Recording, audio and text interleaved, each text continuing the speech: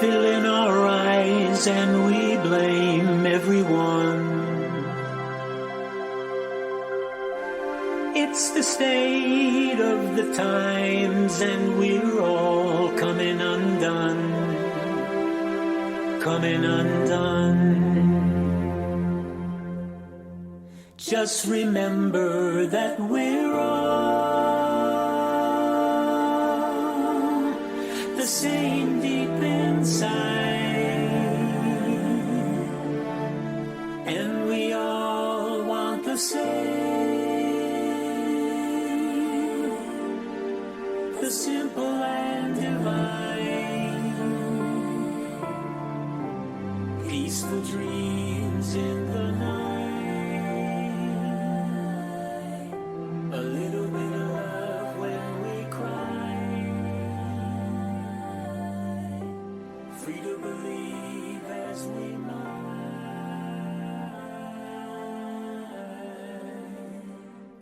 Open your mind.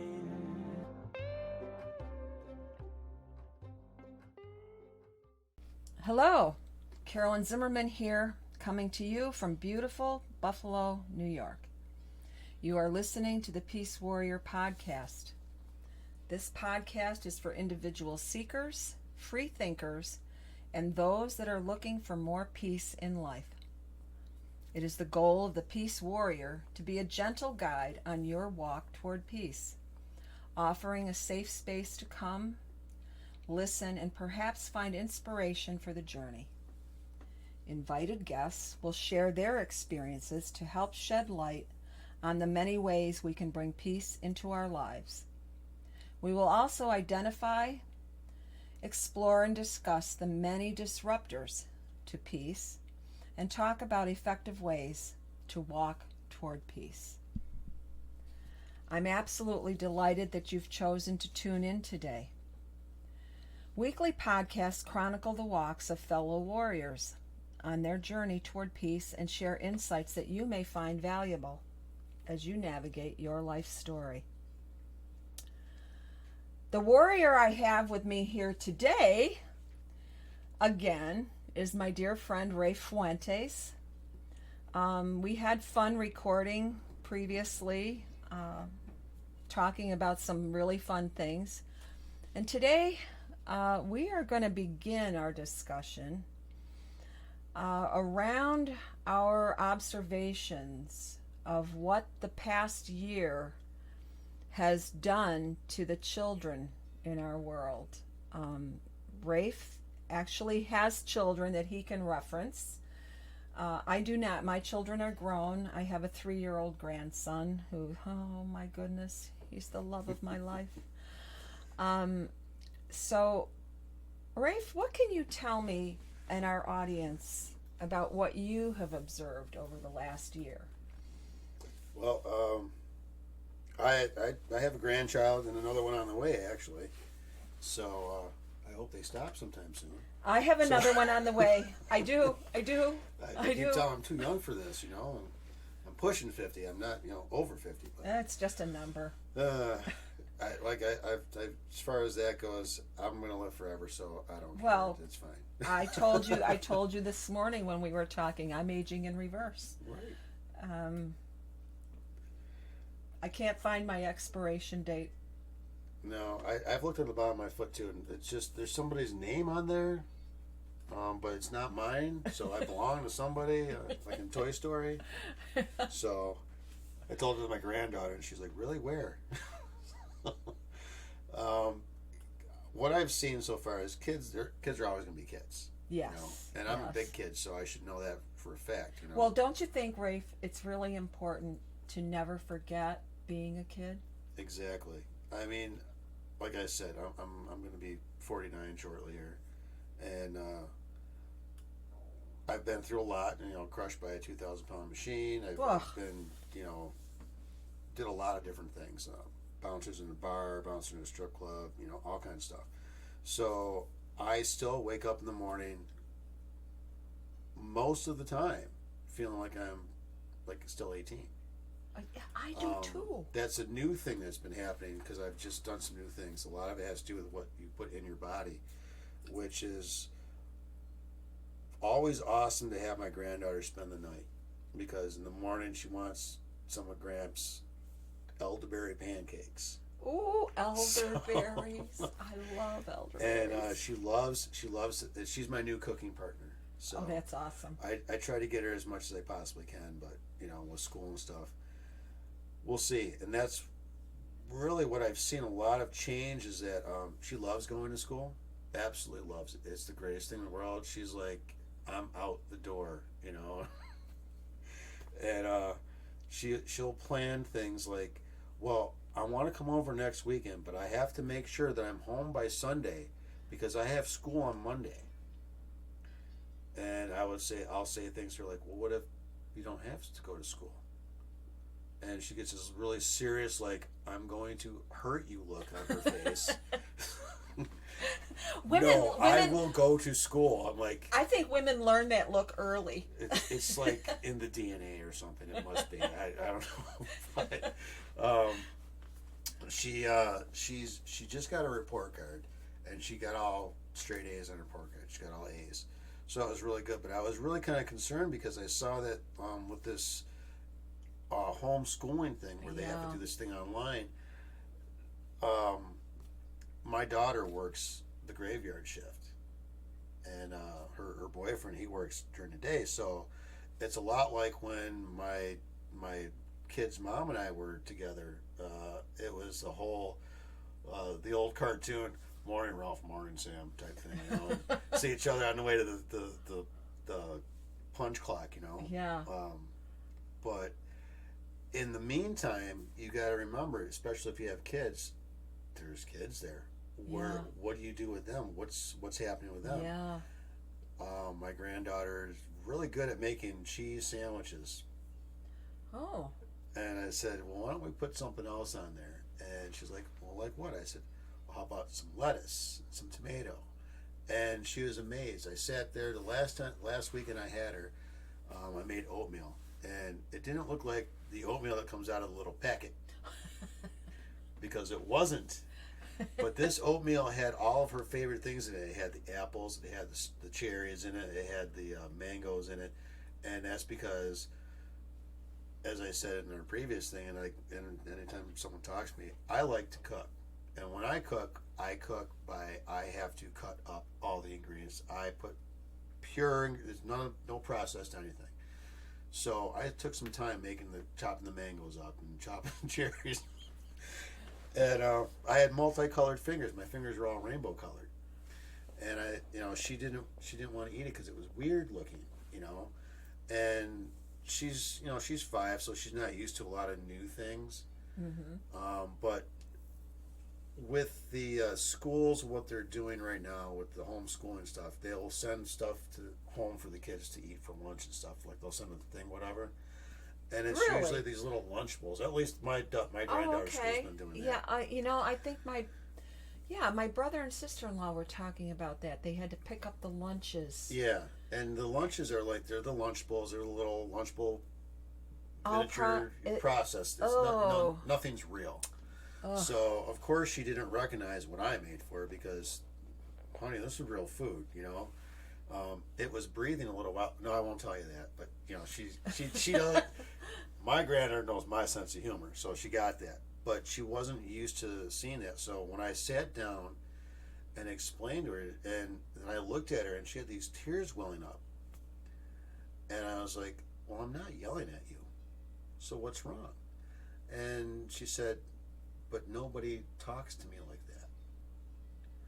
And she's not used to, because, step back a little bit. I don't yell at kids. I won't hit a kid. I don't believe in hitting kids. I went to a Catholic school. I got hit enough that I'm not going to hit. So the Penguins beat me up a lot. Oh. And I had grandparents. Especially the Puerto Rican side of my family, they believed in pure corporal punishment. I was on the rack a few times, but so I will sit there and talk in a normal tone of voice, just like you and I are talking right now to my granddaughter. And I think that's extremely important when you're talking about kids and talking to children. Yeah. Talk to them like they're little people. Well, they are. And that's exactly it. They are. And one of the things that I keep reminding myself of is that I remember being a kid. I remember being a kid, and I remember how adults spoke. right. And it wasn't always in a loving way. The kids that I work with at Child and Family Services, I do not raise my voice when they upset me. I have other ways of letting them know. I call it the I do the same thing. I call it the Gandhi approach, or the Mr. Spock approach. That's not logical. Let's try to find a better way to deal with this. And I find it really upsets some people because they're like, "Why are you so calm right now? I'm upset." I'm going to share with you how I speak with my littles when they are about to spin off into where they go now, and it happens frequently because they are so disrupted. Their peace is disrupted. Their force has been disturbed. Yeah. And I'll look at them and I'll speak their name if it's one child, and I try not to single them out, but I'll say, y'all know that I know that you know that I know how smart you are. and as I'm doing the I know, you know, I know, they're just looking at me, Trying to figure out where is this going. Y'all know that I recognize, I know. Right. And you're not fooling me. You're not tricking me. Or sometimes I'll say, "Oh, you're trying to trick me, aren't you?" Right. And one young man, he said one day when things were starting to go in a direction that it didn't need to go in, and I just stopped playing my drum and looked.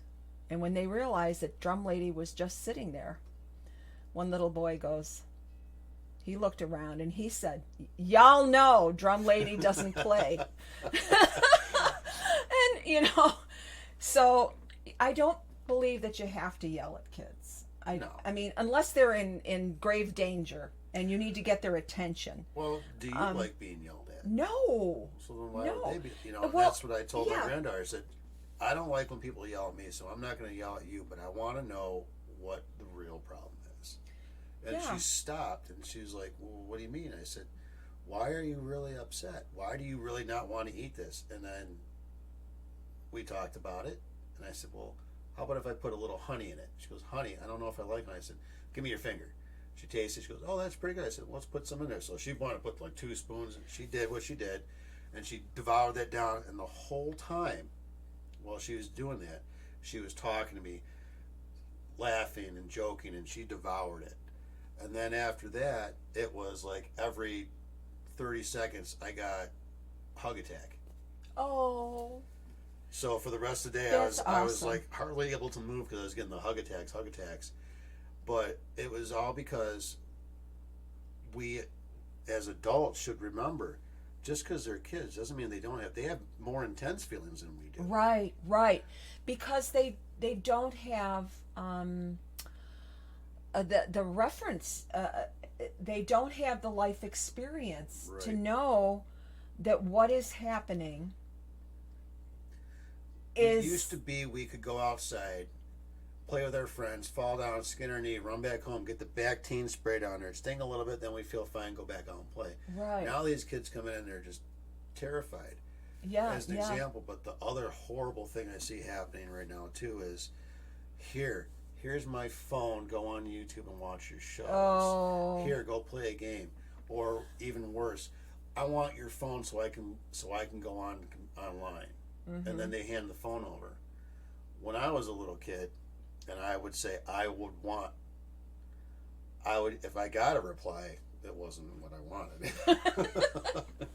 But most of the time it was the back of a hand. It was mostly the back of the head talking to you saying, "Go sit down and shut up," And that's right. We didn't get talked to very nicely. No. And we also had Children huge should thing, be seen and not heard. Did Right. you hear that one? a lot.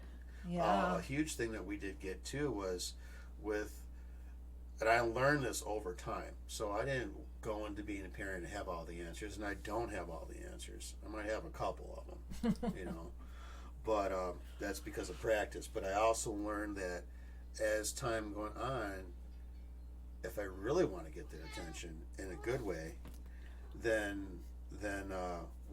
I would have to do would be get down on my knees, down to their eye level, my eyes and their eyes, right to each other, and talk to them that way. And then they're like, "You actually get me. You actually care about what I'm going through right now. Yeah. I don't get my homework right now, so I'm gonna just sit here and pout." My one stepdaughter would have a hard time with her homework, or kids would pick on her in school, and she'd come home in a bad mood, and the other kids would just be like, "She's just being stupid."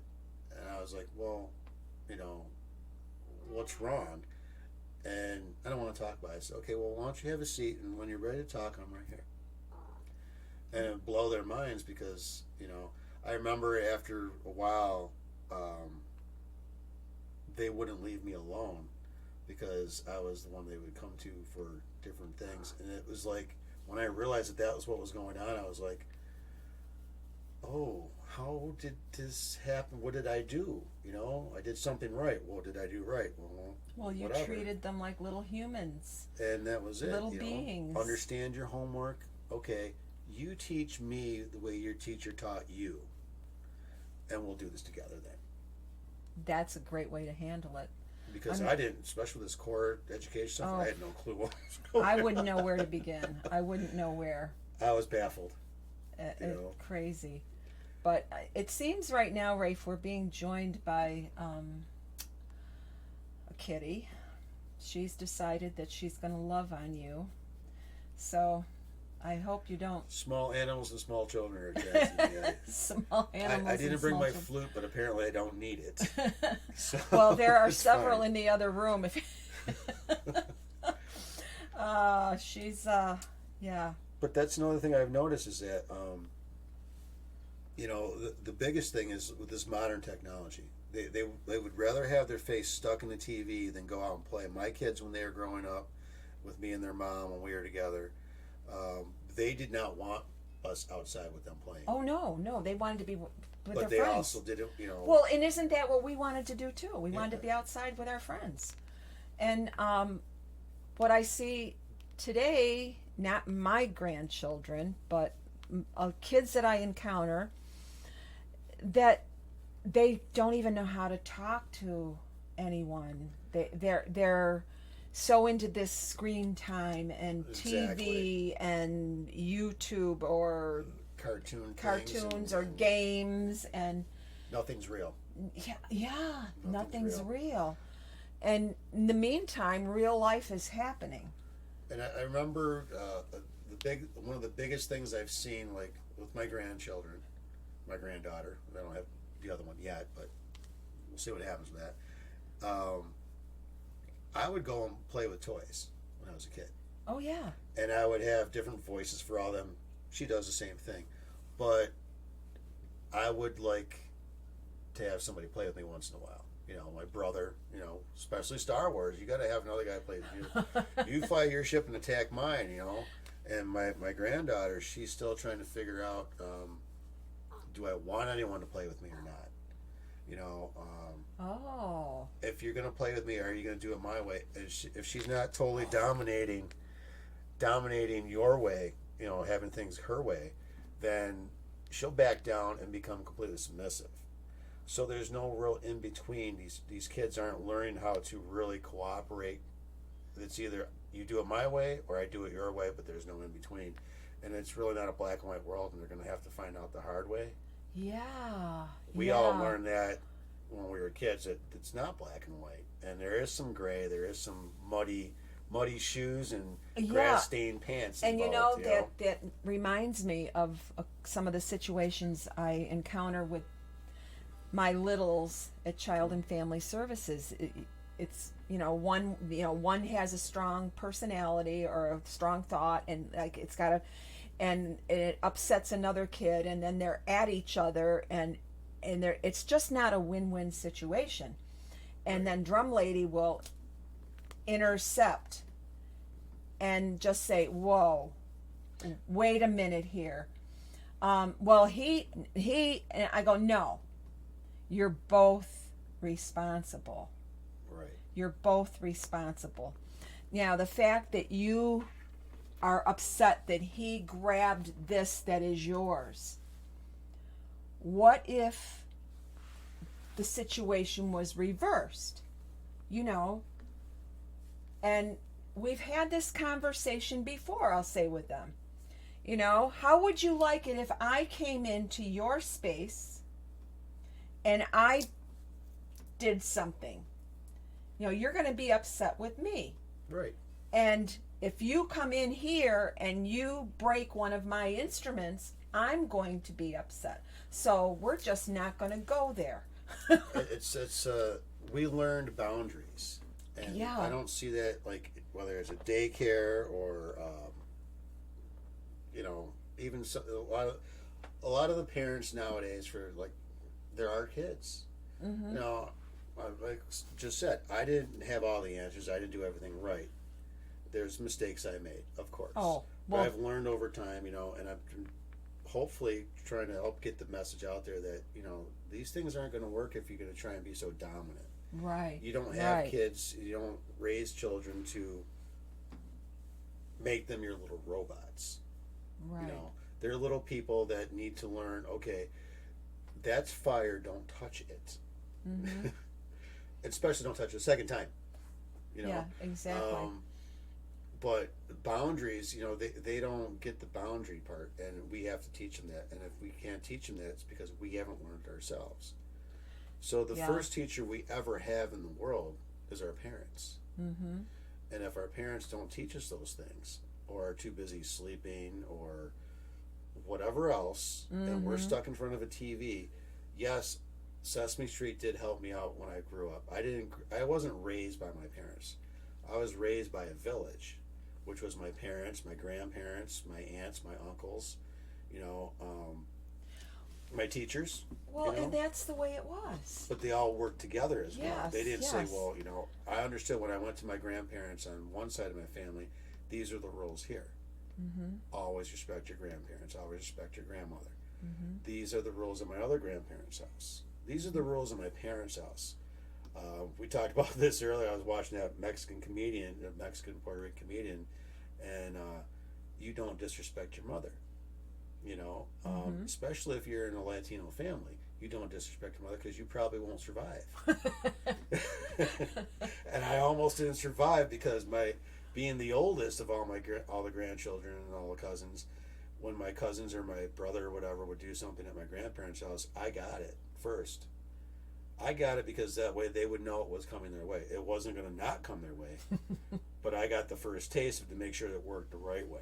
You know, well, that stick broke. We'll get another one. This one's yours. You know, That stick broke, we'll get a bigger one. Yeah. And now it's, you know, the whole CPS thing, and you can't. And I'm not saying go beat your kids by any means, not at all. No, but they do need boundaries, Right. and discipline, because Timeouts are awesome. timeouts, and actually, I have said this even when my children were little. Children want boundaries. Yeah, They do. want to know what is expected of them. Well, they also need something to push against. If there's no boundaries to push on, then they're just like, whatever, you know. Yeah, they need to know what is expected of them, and Well, in my second marriage, one of the things we would do is, oh, you don't want to clean your room? Well, if we have to clean your room for you, you're not going to like it. right, And they wouldn't listen, so we'd let them go. I was like the peaceful enforcer, where I was like, I'm not bringing the axe down, but I want to give you this rope, and if you need more, I'll give you all the rope you need. So by the end of the week, they would go to school and not clean their rooms, and we would go up while they're gone with big, she called them body bags. Big contractor The bags. big contractor Yeah, bags. yeah. And load them right up, and they come home and their room would be completely clean of everything. And I remember seeing their face, and they come back. We sit at the table and wait, and they come back down, and what happened? Oh, well, we cleaned your room for you because you didn't want to do it. Is there a problem? And they wouldn't say a word. Will we get our stuff back? Well, I don't know what you're talking about. We threw everything out. We wait a couple days, and oh, by the way, this is yours. They're just totally stunned by it, and but they would learn, and they would clean their rooms afterwards. And it's just simple little things, but these are things that we need to teach our kids so that they can teach their kids, because we were taught you have chores, you have to do this. Right. There's things that you need to do, and it, as you said, it takes a village. It takes a village, and if it isn't family, then it can be neighbors. It can be, whatever. You create your village, but kids do need to know, and I don't worry, but I'm concerned that all of the things that they're going through over this last year is going to have long-lasting effects. Well, that's what I was saying about the structure. Learning your chores and all that. That's a structure, and if you have that strong structure, you can overcome a lot. Oh, absolutely. But if you have no boundaries and no structure, and you just kind of like float in the breeze, the wind blows and you're pushed against this wall for right now, but then it dies down. Well, this is a very traumatic time for everybody. Mm-hmm. But for the kids, I would imagine, or I don't imagine, I know it's a lot more traumatic. They just don't react the way we do to it.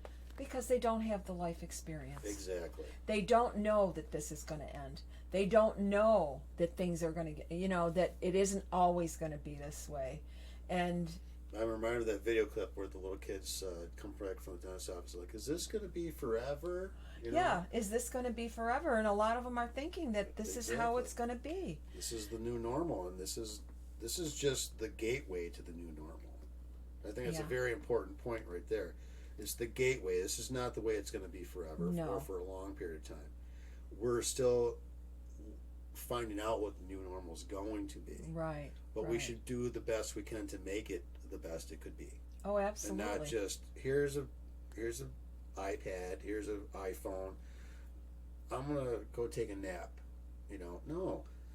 I remember being tired as what in the morning on a Saturday morning, watching Big Comfy Couch and all that stuff with one eye open. Bear in the Big Blue House. Yeah, because I just worked an 18-hour shift at the factory and got home. My kids were like, Daddy, Mom's going to do her nails. I'm like, whatever, But I spent that time with my kids, and they will tell you right now that they remember Dad being on a couch half awake.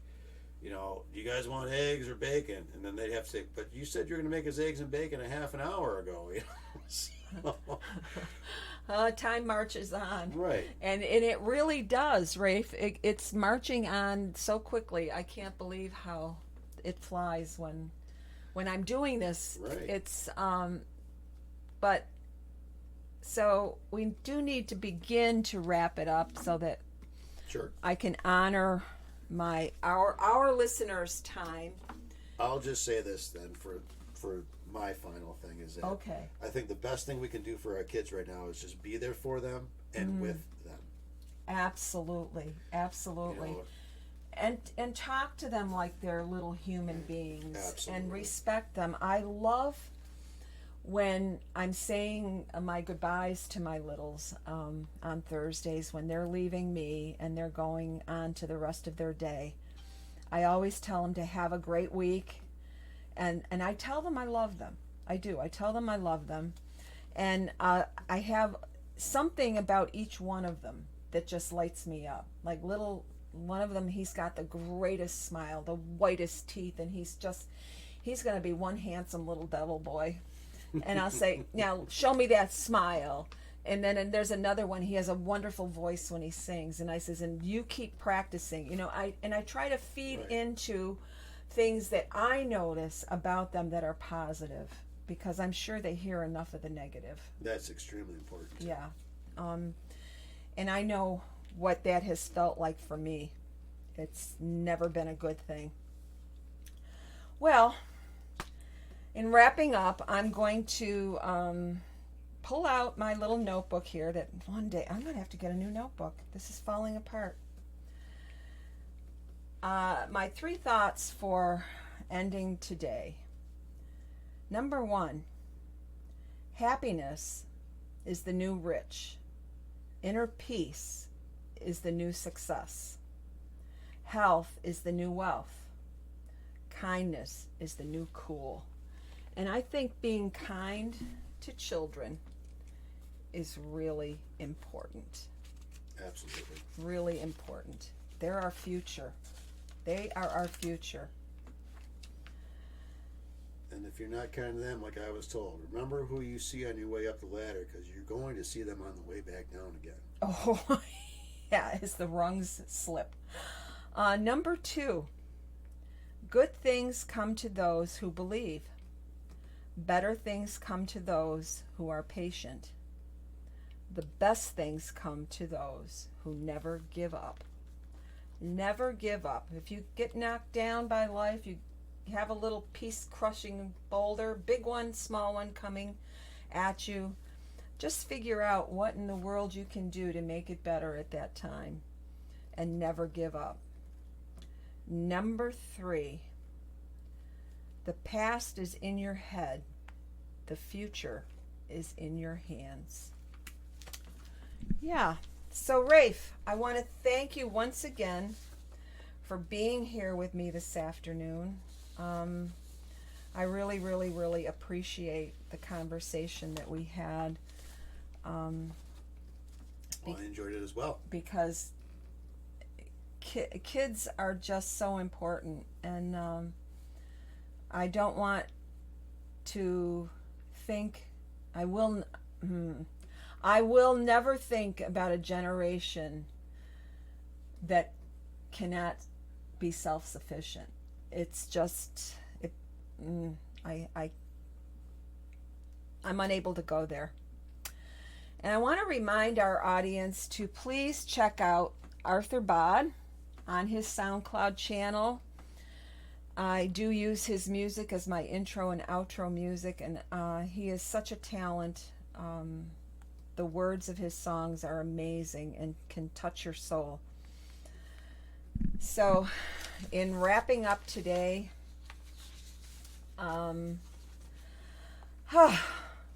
it's been such a good time spending it with Rafe here. I hate to let him go. I really do.